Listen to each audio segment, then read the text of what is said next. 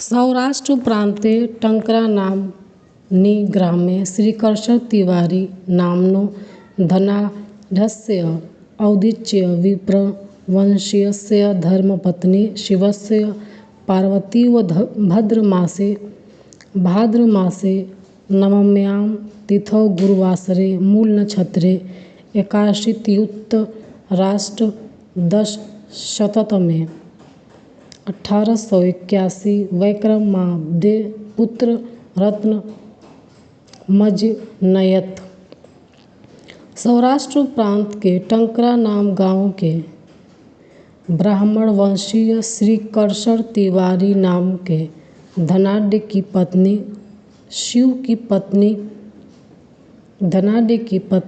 की पत्नी पार्वती की तरह 1881 विक्रम संवत भादो महीने की 9वीं तिथि में गुरुवार के दिन मूल नक्षत्र में एक पुत्र को जन्म दिया।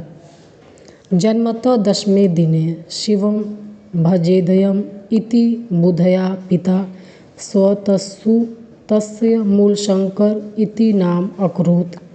जन्म के 10वें दिन यह शिव को भजने वाला हो, इस विचार से पिता ने अपने पुत्र का नाम मूलशंकर रखा।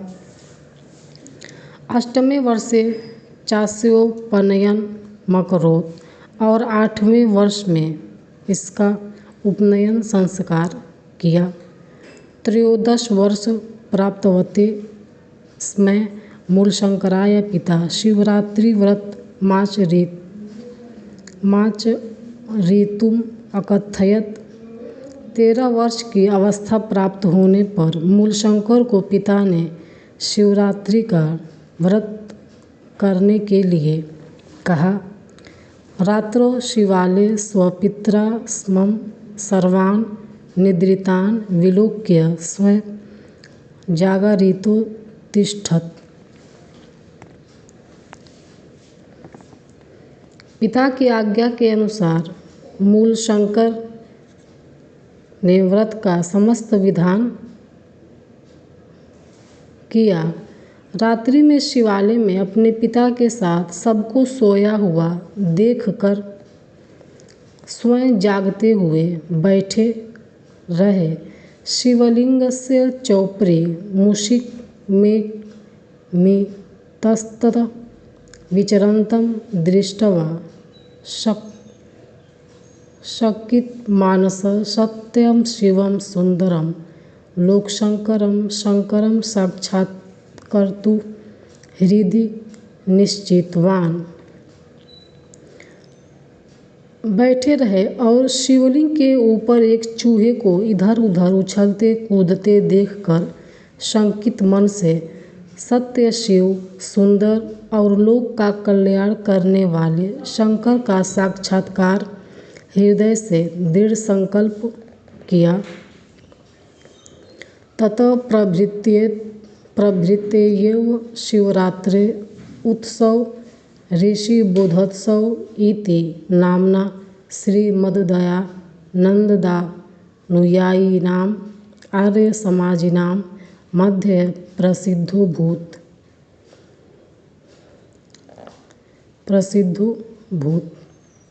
तब से लेकर शिवरात्रि का उत्सव ऋषि बोधोत्सव नाम से श्रीमान दयानंद के अनुयायी आर्य समाजियों के मध्य प्रसिद्ध हुआ।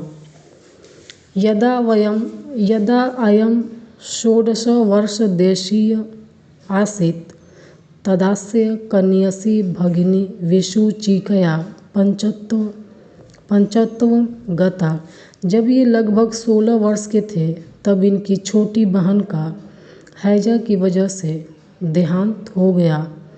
वर्षत्रयानन्तरमस्य पितृव्योऽपि दिवंगतः।